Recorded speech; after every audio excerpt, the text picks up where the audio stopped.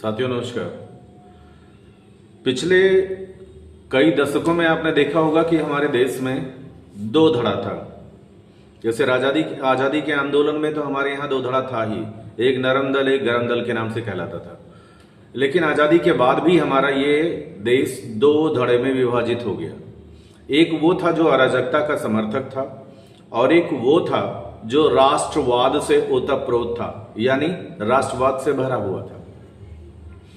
शुरुआत से लेकर के देश की आजादी के बाद से हमने ये देखा, जहां तक मेरी ये पर्सनल एनालिसिस कहती है, हो सकता है आप इससे सहमत ना हो, कि हमारे देश के अधिकांश नेता इस बात को भांप नहीं पाए और खास करके विपक्ष की जितनी भी पार्टियां हैं वो इस चीज को भांप नहीं पाई।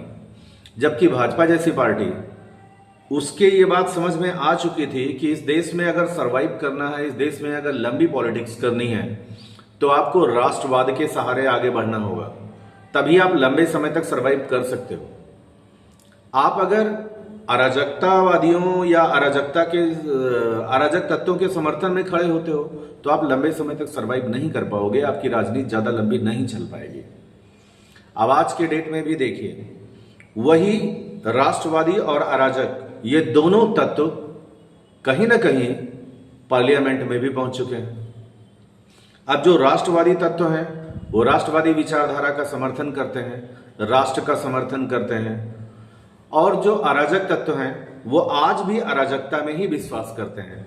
इन अराजक तत्वों को ये समझ में नहीं आया कि अगर बदलते हुए वक्त के साथ हमने खुद को नहीं बदला तो हमारी स्थिति भी वही होगी जो डायनासोर की हुई थी। मित्रों, आपको पता होगा डायनासोर इस धरती का सबसे विशाल काय प्राणी हुआ करता था, लेकिन खत्म हो गया, पूंछ भी नहीं बची उसकी। ऐसे ही अराजकता का समर्थन करने वाले जितने भी दल या जितने भी नेता आज खड़े हैं या अराजकता को समर्थन ही नहीं करते बल्कि खुद अराजक तत्वों के साथ खड़े हैं और खुद अराजकता में शामिल हैं, अगर वो समय के साथ नहीं बदले तो मुझे लगता है कि जिन राष्ट्र प्रेमियों को, राष्ट्रभक्तों को आज तक दबाया गया आजादी के बाद से, आजादी के पहले तो राष्ट्रभक्तों का बोलबाला था, हर जगह सम्मान मिलता था, लेकिन आजादी के बाद से राष्ट्र प्रेमी और राष्ट्रभक्तों को दबाया गया, अराजक तत्वों को बढ़ावा मिला। वो अराजक तत्व अब दबाए जाएंगे, वो अराजक तत्व अब खत्म हो जाएंगे।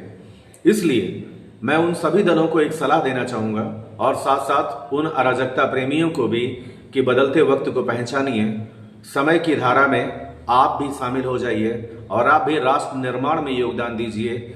यही तरीका है इस देश को फिर से महान बनाने का, इसकी प्राचीन संस्कृति को फिर से जीवित करने का, अदरवाइज आप भी नहीं बचोगे।